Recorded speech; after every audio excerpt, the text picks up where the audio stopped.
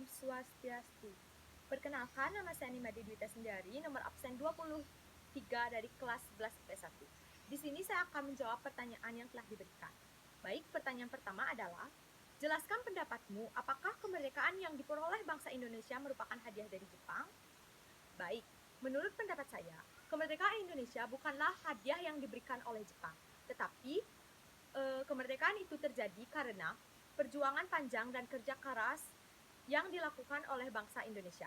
Jepang hanya menjanjikan kemerdekaan kepada Indonesia dan membentuk organisasi kemerdekaan tanpa melakukan apapun. Jadi, kemerdekaan Indonesia bukanlah hadiah dari Jepang, tetapi merupakan hasil kerja keras dari para pahlawan bangsa. Indonesia hanya memanfaatkan kesempatan di mana pada saat Jepang menyerah kepada sekutu. Pertanyaan nomor 2 adalah, jelaskan faktor penyebab menyerahnya Jepang kepada sekutu.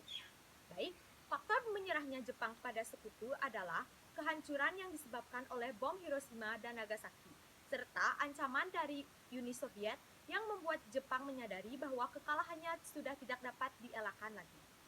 Serta Jepang mendapatkan serangan bertubi-tubi dari para sekutu hingga pada akhirnya pada tanggal 14 Agustus 1945 Jepang memutuskan untuk menyerah tanpa syarat kepada sekutu. Pertanyaan nomor 3 yaitu, jelaskan dampak menyerahnya Jepang kepada sekutu bagi Indonesia. Baik, dampaknya adalah terjadi kekosongan kekuasaan yang dimanfaatkan oleh para pemimpin untuk memproklamasikan kemerdekaan Indonesia. Pertanyaan nomor 4 adalah, jelaskan latar belakang terjadinya peristiwa Rengas Dengklok. Baik, sebelumnya peristiwa Rengas Dengklok adalah peristiwa pengasingan Soekarno-Hatta yang diasingkan oleh golongan muda. Latar belakang terjadinya peristiwa ini adalah perbedaan pandangan antara golongan muda dan golongan tua terkait dengan waktu pelaksanaan proklamasi.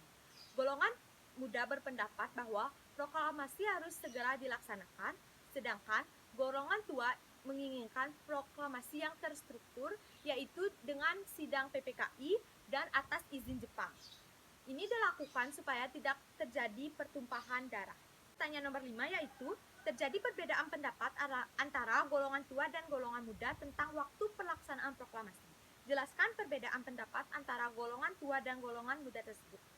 Baik, perbedaan pendapatnya adalah golongan muda ingin segera memproklamasikan kemerdekaan Indonesia setelah Jepang menyerah dan sebelum pasukan sekutu termasuk Belanda kembali datang Indonesia untuk mencegah vacuum of power atau kekosongan pemerintahan.